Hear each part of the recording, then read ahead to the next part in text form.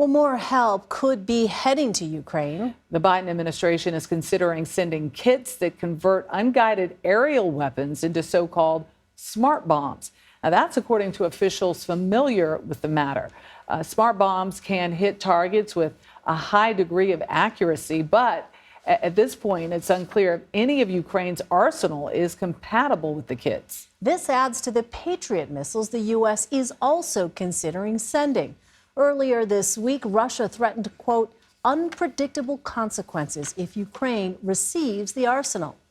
Joining us now from Washington is the Director of International Security Program at the Center for Strategic and International Studies, Seth Jones. Seth, welcome. So can you explain what exactly these smart bomb kits are, how they work, and why they're used? Yeah, this is an interesting development. The JDAMs, or Joint Direct Attack Munitions, are ones that I used when I was deployed overseas with U.S. Special Operations. What they essentially are kits that you can put on pre-existing bombs, generally shot from the air. And you would use them for a couple of reasons. One is they have a precision capability. They've got a GPS system on board. Second, they're all weather, and this has been a challenge with some bombs in Ukraine. They don't fly as well when it's raining or snowing or there's dense fog.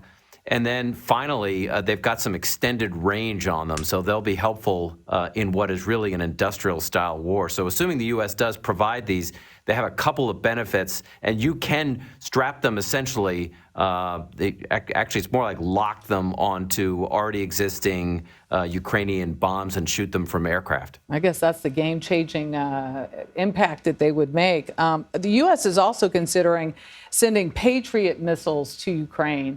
How do the two weapons compare, and is one more valuable to Ukraine than the other? Well, they serve very different purposes. The JDAMs would generally be used for offensive purposes, like the HIMARS that the Ukrainians have shot against Russian offensive operations or defensive installations and infrastructure. The Patriot is a defensive system. It's meant to shoot down incoming cruise missiles or ballistic missiles. So one is really offensive, targeting Russian forces. The other is defensive, targeting incoming Russian standoff weapons. So they're in many ways complementary. So Moscow has made clear it is angry over U.S. and NATO support for Ukraine. Earlier this week, the Kremlin warned if the U.S. sends Patriot missiles to Ukraine, it would result in, quote, unpredictable consequences. Seth, I'm wondering what your assessment here is on how the Biden administration is towing that line in essentially backing military support for Ukraine while not further provoking Russia. Well, look, this is a very delicate issue. I think the Biden administration has, as we've seen since February, tried to incrementally increase the types of weapon systems it's providing Ukraine. And we've seen the early stages. There was no way the administration said it would send over HIMARS, let alone Patriot batteries. Now we're seeing lots of HIMARS on the battlefield, and we're seeing at least one Patriot battery sent over.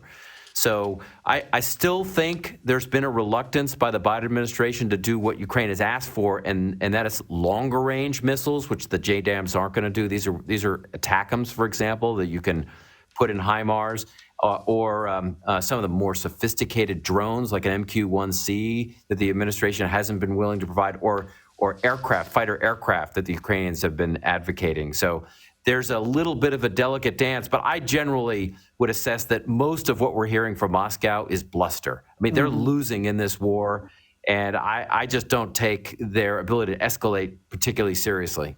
And the change in the U.S. policy, perhaps an indication that the Biden administration can't see Ukraine lose this war.